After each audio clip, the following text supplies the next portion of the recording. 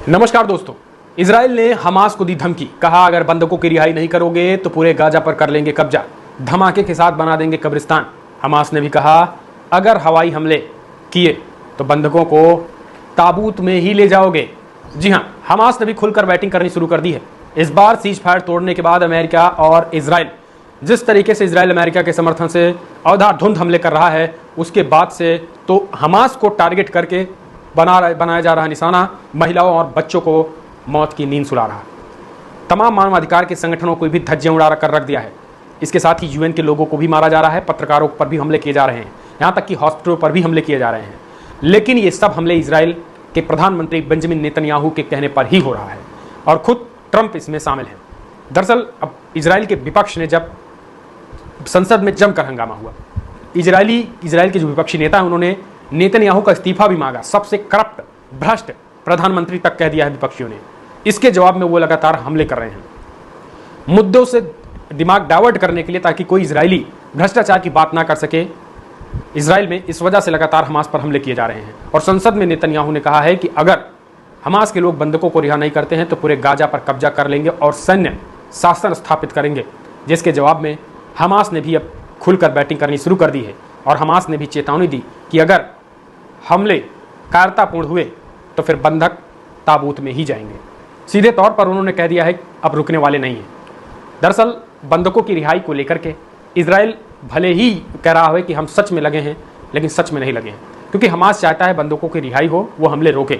लेकिन अपनी कुर्सी बचाने के लिए बेंजामिन नेतन्याहू लगातार हवाई हमले कर रहे हैं।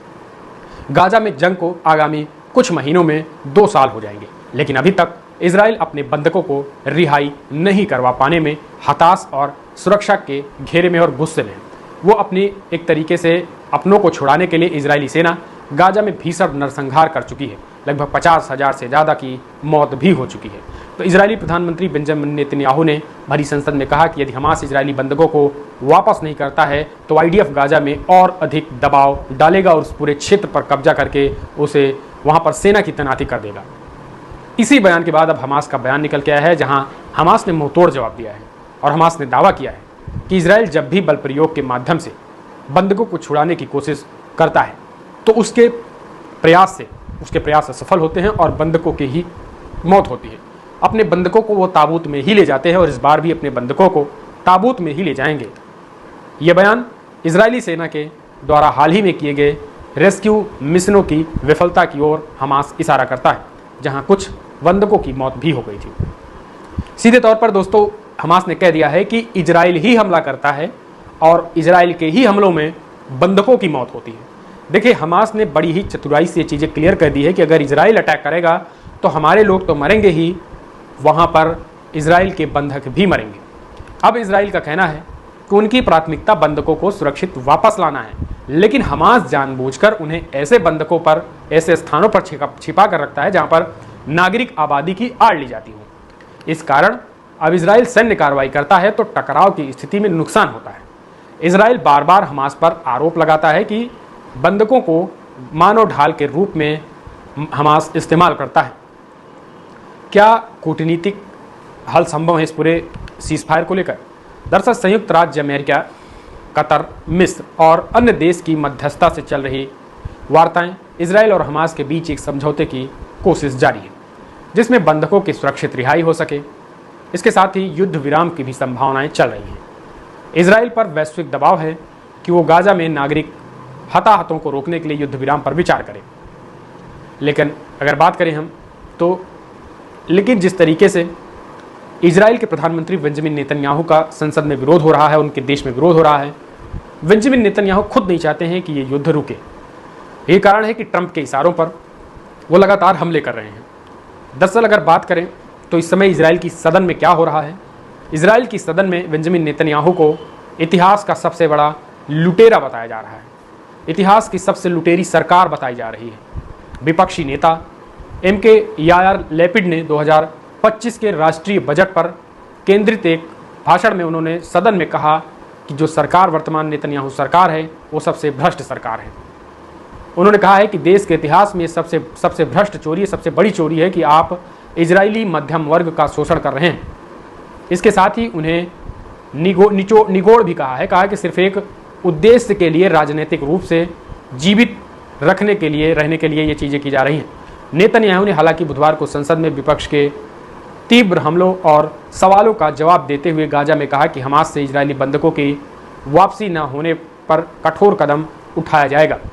विपक्षी नेता यार लेपिड ने 2025 में राष्ट्रीय बजट को लेकर के प्रधानमंत्री पर हमला किया, तो नेतन्याहू ने राष्ट्रीय बजट पर बातचीत न करते हुए उन्होंने हमास की तरफ पूरे के पूरे डिबेट को घुमा दिया। जबकि यार लेपिड जो सीधे तौर पर कह रहे हैं कि ये चोरी कर रहे हैं और इतिहास की सबसे बड़ी चोर है नेतन्याहू, राजनीति में वो सबसे बड़े चोर हैं, लोकतंत्र को भी खत्म कर रहे हैं। वहीं नेतन्याहू लोकतंत्र और सरकारी शक्ति पर अपने विचार रखते हुए कह रहे हैं कि विपक्ष के आरोप पूरी तरीके से मैं खंडन करता हूँ। विपक्ष के आरोपों को उन्होंने मजबूती के साथ खंडन भी कर रहे हैं। वो कह रहे हैं कि देश में लोकतंत्र है और सैन्य लोगों के सेना की सुरक्षा और सेना के हथियारों के लिए हम लोगों पर भारी भरकम बजट जो है वो सेना में खर्चा कर रहे हैं, इस वजह से विपक्ष तिल मिलाया है। तो देखिए, अपने करप्शनों को रोकने के लिए, अपने भ्रष्टाचार को दबाने के लिए कैसे सेना का हवाला लिया जा रहा है, और यही कारण है कि वो हमास पर हमले कर रहे हैं। जब जब वहाँ की संसद चलनी होती है, बेंजामिन नेतन्याहू के द्वारा हमास पर हमले कर दिए जाते हैं ताकि पूरा का पूरा जो डिबेट है वो चेंज हो सके। लेकिन नेतन्याहू के इन तमाम बातों का विपक्षी खुद खंडन कर रहे हैं और जानबूझकर युद्ध को बढ़ावा देने का आरोप लगा रहे हैं। यहाँ तक कि आपने देखा होगा कि वहाँ के लोग भी जोरदार प्रदर्शन कर रहे हैं और उनका कहना है कि अभी तक युद्ध समाप्ति की तरफ बढ़ गया होता और बंधकों की रिहाई भी हो गई होती, लेकिन बेंजामिन नेतन्याहू खुद बंधकों की रिहाई उनकी प्राथमिकता है ही नहीं। बेंजामिन नेतन्याहू की प्राथमिकता तो युद्ध को बढ़ावा देना है। सैनिक मारे जा रहे हैं, देश की आर्थिक व्यवस्था खस्ताहाल होती जा रही है, लेकिन बेंजामिन नेतन्याहू को तो सिर्फ सनक है गाजा पर कब्जे की। और यही कारण है कि अपने लोग ही विरोध करना शुरू कर दिए हैं और हमास को दिए गए इस धमकी में हमास ने भी करारा जवाब दिया और हमास ने भी कह दिया कि अगर इजराइल आक्रामकता और बर्बरता के साथ हमले करता है तो इस हमले में उनके ही लोग जान गंवा बैठेंगे और जो भी उनके बंधक हैं वो ताबूदों में इजराइल वापस जाएंगे, यानी इजराइल उन लोगों को ताबूदों में ही लेकर जाएगा। तो हमास के इस बयान को आप कैसे देखते हैं, और जिस तरीके से इजराइल के बेंजामिन नेतन्याहू जो पीएम है वो देश की जनता को जिस तरीके से ध्यान डाइवर्ट इस युद्ध को लेकर कर रहे हैं, क्या आपको लग रहा है कि ज़्यादा दिन तक बेंजामिन नेतन्याहू इस कुर्सी पर टिके रह पाएंगे? कमेंट्स माध्यम से अपने सुझाव देना ना भूलें। फिलहाल इस वीडियो में इतना ही। चैनल को सब्सक्राइब करें मिडल ईस्ट से जुड़ी खबर हो के लिए। नमस्कार।